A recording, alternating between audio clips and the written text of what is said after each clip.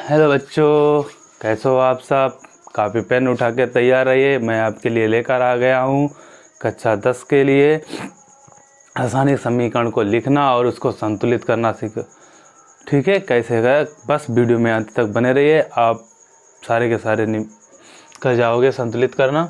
ठीक है, तो सबसे पहले हम सीखते हैं रासायनिक समीकरण को लिखते कैसे हैं। तो दो रासायनिक समीकरण में दो पक्ष होते हैं आपके, एक LHS और एक होता है RHS, मतलब बायां पक्ष और दायां पक्ष। मान लो हमारे पास A और B अभिकारक हैं जो कि हमें प्रोडक्ट के रूप में दे रहे हैं AB। ठीक है, तो इसको हम क्या कहते हैं,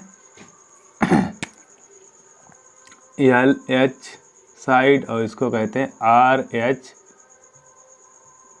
साइड, मतलब लेफ्ट हैंड साइड और राइट हैंड साइड में। ठीक है, तो हमेशा ध्यान रखना कि लेफ्ट हैंड साइड पे आपके अभिकारक होते हैं, ठीक है, और राइट हैंड साइड पे आपका उत्पाद। और इन दोनों के बीच में हम क्या तीर का निशान लगाते हैं। ठीक है, अभिकारक उत्पाद के बीच में दिखाने के लिए हम क्या तीर का निशान लगाते हैं। ठीक है, यदि अभिकारक एक से ज़्यादा है तो उनके बीच में प्लस का निशान लगाना है। अगर उत्पाद भी हमारे एक से ज़्यादा है तो उनके बीच में हमें कौन सा निशान लगाना है, प्लस का निशान लगाना है। बस ऐसे ही हम सही समीकरण लिख सकते हैं। ठीक है, अब बात करते हैं रासायनिक समीकरण को संतुलित करने की। तो इसके लिए कुछ रूल है। तो रूल पहला आपका रूल है, सर्वप्रथम LHS और RH पक्ष में परमाणुओं की संख्या की गिनती करते हैं। ठीक है, सर्वप्रथम हमें क्या करना है कि LHS और RHS में के दोनों पक्षों में परमाणुओं की गिनती करनी है कि कौन सी पक्ष में कितनी परमाणु हैं, कौन कौन सी। ठीक है, उसके बाद दूसरा रूल है हमारे पास, जो परमाणु कम या ज़्यादा होते हैं उन्हें हम उचित संख्या से गुणा करनी होती है। ठीक है, अब इसमें हम क्या करते हैं, रूल नंबर 3 हमारा सबसे इम्पोर्टेंट है। इसमें हमसे कहा गया है कि सबसे पहले आप धातु को बैलेंस कीजिए, मतलब संतुलित कीजिए, फिर अधातु को संतुलित कीजिए, फिर ऑक्सीजन को संतुलित कीजिए, उसके बाद हाइड्रोजन को संतुलित कीजिए। ठीक है, यही इम्पॉर्टेंट सबसे अच्छा रूल है। इसी के थ्रू हम सारे के सारे सॉल्व करेंगे संतुलित करना। ठीक है, चलो स्टार्ट करते हैं टाइम न गवाते हुए रासायनिक समीकरण को संतुलित करना। नोट कर लीजिए सारे रूल आप लोग।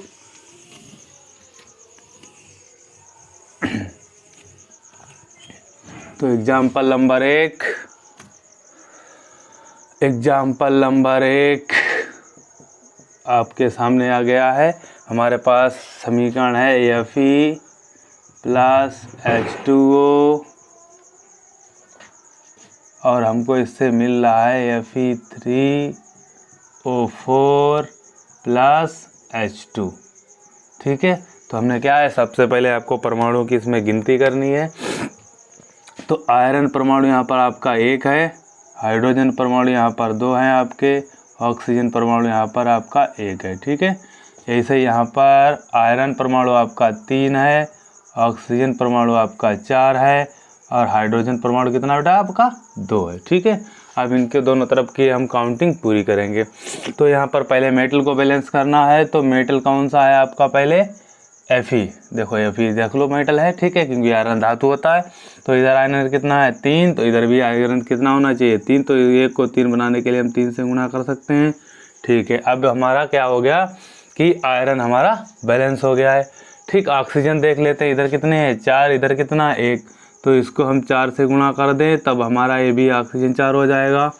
ठीक है, अब यहाँ पर एक गुणा यहाँ तो हम नहीं कर सकते, एक गुणा सामने होगी, तो हमारा हाइड्रोजन कितना हो जाएगा, 2 को भी 4 से, हाइड्रोजन को भी 4 से गुणा, तो टोटल कितना हो जाएगा, ये 8 हो जाएगा।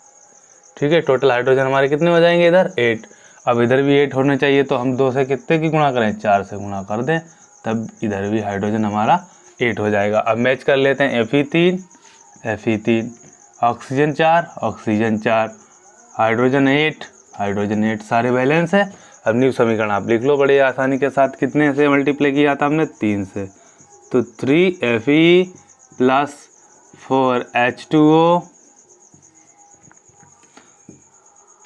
Fe3O4 और प्लस इसको किससे मल्टीप्लाई किया, 4 से हमने गुणा किया था, तो 4H2O। यही हमारी आंसर समीकरण होगी। देख लीजिए हमने कितनी आसानी के साथ आपके सामने रासायनिक समीकरण को संतुलित किया है। चलो टाइम ना गवाते हो, इसको नोट कर लीजिए। दूसरा एग्जाम्पल भी कर लेते हैं जल्दी से। दूसरा एग्जाम्पल हमारे पास है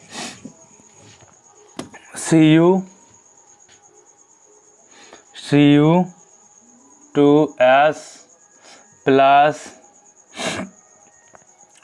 O2 और इससे मिल रहा है हमको Cu2O प्लस SO2। परमाणुओं की फटाक से गिनती कर लेते हैं कितने हैं। यहाँ पर 2 हैं, यहाँ पर आपका 1 सल्फर है, यहाँ पर आपका 2 ऑक्सीजन है, यहाँ पर 2 कॉपर है, यहाँ पर आपका ऑक्सीजन है 1 और यहाँ पर आपका सल्फर भी 1 है, यहाँ पर आपका ऑक्सीजन भी 2 है। ठीक है, तो यहाँ पर मेटल को देखते हैं तो मेटल यहाँ भी 2 है, यहाँ भी और 2 है। मेटल की बात फिनिश। उसके बाद करेंगे सल्फर की, क्योंकि सल्फर आधातु है। आधातु की बात करें, यहाँ भी 1 है और यहाँ भी 1 है, तो इसकी बात भी फाइनल चल रही है अभी तक। अब बात करेंगे कि ये ऑक्सीजन की। ऑक्सीजन यहाँ पर आपका है 2 और यहाँ पर ऑक्सीजन बन रहा है आपका 3। ठीक है, तो हमने कहा है कुछ ऐसा मल्टीपल किया जाए जिससे कि ये सेम हो जाए। तो हमने ऑक्सीजन को बैलेंस करने के लिए हमने इस वाले ऑक्सीजन को हम 2 से गुणा कर दें, तभी हमारे पास ऑक्सीजन यहाँ पर कितना टोटल हो जाएगा 4।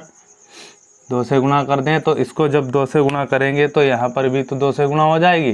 तो सल्फर कितने हो जाएंगे हमारे पास भाई, जब यहाँ पर हम 2 से गुणा करेंगे, इसको ऐसे तो नहीं कर सकते क्योंकि यहाँ गुणा करनी पड़ेगी। तो यहाँ जब इससे 2 से गुणा करेंगे तो हमारे पास सल्फर भी 2 हो जाएंगे। तो सल्फर की गिनती जब यहाँ पर हम लोग लिख ही दे रहे हैं। ठीक है, सल्फर कितना हो गया हमारे पास अब 2। अब देखो इस सल्फर को 2 बनाने के लिए हमें कहाँ गुणा करनी पड़ेगी, यहाँ पर 2 से गुणा करनी पड़ेगी। ठीक है, बस हो गया खेल इसका। आप देख लो न्यू समीकरण क्या बनेगी हमारे पास। आंसर समीकरण 2Cu2O, वो सॉरी यहाँ पर वो नहीं होगा, यस सल्फर प्लस। अब देखो सल्फर हो गया हमारे पास इतना। तो अब ऑक्सीजन भी देख लेते हैं। तो यहाँ पर 4 और फिर जब यहाँ पर कॉपर कितना हो गया 4, तो यहाँ पर भी हमें 2 से गुणा करनी पड़ेगी। तो यहाँ पर भी 2 से कर लीजिए। तो यहाँ पर 4 और ऑक्सीजन यहाँ पर कितना हो जाएगा, इसको भी 2 से गुणा 2, तो टोटल ऑक्सीजन कितना हो जाएगा 6। 2 और प्लस 4 कितना हो गया 6 ऑक्सीजन। तो इसको हमने कर दिया है 3 से गुणा, तो यहाँ भी 6 हो गया।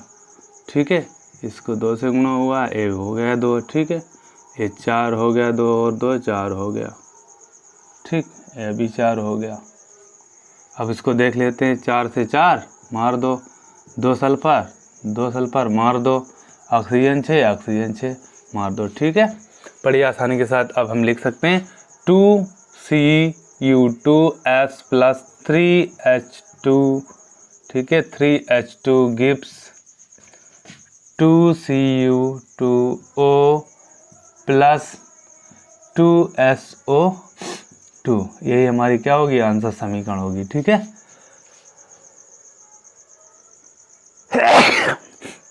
ये हमारी आंसर समीकरण होगी। चलो नोट कर लीजिए। अब चलते थोड़ा फास्ट करेंगे अब रिएक्शंस को। चलो मिटाते हैं इसको। एग्जाम्पल नंबर अगला है हमारे पास और बड़ा ही इम्पोर्टेंट एग्जाम्पल है बेटा, एग्जाम में बहुत बार आ चुका है ये। C6H12O6 प्लस 6 प्लस है आपका O2 गिव्स हमको मिल रहा है CO2 प्लस H2O और ENERGY मतलब ऊर्जा मिल रही है। ठीक है, कर लो बैलेंस इसको। कार्बन कितने यहाँ पर 6, क्योंकि मेटल है नहीं तो यहाँ पर भी हमें 6 से मल्टीप्लाई करनी होगी। ठीक है, और यहाँ पर हाइड्रोजन हमारे पास 12 है। हाइड्रोजन कितना है हमारे पास 2 ही है, तो हमें यहाँ भी 6 से मल्टीप्लाई कर लेनी है। ठीक है, इसके बाद ऑक्सीजन 6 और 2 8 है। यहाँ पर ऑक्सीजन 2 और 1 6 कितने हो जाएंगे, चलो कर ही लेते हैं। ठीक है, एक ही बार में इसको काउंट कर लो पहले जल्दी जल्दी। 6 12 6 2, इनका ऐड कर दो कितना हो जाएगा 8, और ये हो गया आपका कार्बन 1, ऑक्सीजन आपका हो गया 2, यहाँ पर हाइड्रोजन आपका हो गया 2, यहाँ पर ऑक्सीजन आपका कितना है 1, इसका टोटल क्या हो जाएगा 3। ठीक है, बैलेंस कर लेते हैं, पहले कार्बन बैलेंस कर लेते हैं। तो कार्बन को यहाँ 6 से गुणा करना होगा। ठीक है, जब हम कार्बन को 6 से गुणा लिखते चलते हैं, यहाँ पर कार्बन 6 से गुणा तो कार्बन बैलेंस हो गया। अब उसके बाद में हमें ऑक्सीजन करना है, तो ऑक्सीजन अब कितना होगा 6 से, जब यहाँ से गुणा हो जाएगी 12 और 1 13 हो जाएगा ऑक्सीजन। ठीक है, तो हम अब हाइड्रोजन को देख लेते हैं। हाइड्रोजन कितना है, यहाँ पर 12 है। ठीक है, तो 12 यहाँ भी हाइड्रोजन होना चाहिए, तो हम इसको कर लेते हैं 6 से गुणा। तो 6 दूनी 12, जब इसको 6 से गुणा करेंगे ऑक्सीजन कितना हो जाएगा यहाँ पर 6, ऑक्सीजन कितना हो जाएगा यहाँ पर 6, और इधर हो गया 2 8, कितना हो जाएगा टोटल, ओ सॉरी 8 नहीं होगा क्योंकि 6 इधर भी है, तो 12 6 18 हो जाएगा। कितना हो जाएगा 12 6 18, इधर भी 18 होने के लिए हमें 6 तो हमारे पास ए है और यहाँ पर है हमारे पास 2, तो 6 यहाँ पर करते हैं, 6 यहाँ पर हम गुणा कर दें तो हमारे पास 18 ऑक्सीजन हो जाएंगे। 12 और प्लस 6 कितना होता है 18, तो 18 से 18 मार दो, ऑक्सीजन बराबर 6 से 6 को मार दो और 12 से 12 को मार दो। ठीक, सारी समीकरण बैलेंस। तो हमने क्या किया, आंसर समीकरण में लिखते हैं C6H12 C6H12O6 प्लस किससे गुणा की 6 से, तो 6O2, इधर हमने 6 से गुणा की तो 6CO2 प्लस किससे गुणा की 6 से गुणा की तो 6H2O प्लस क्या है हमारे पास एनर्जी।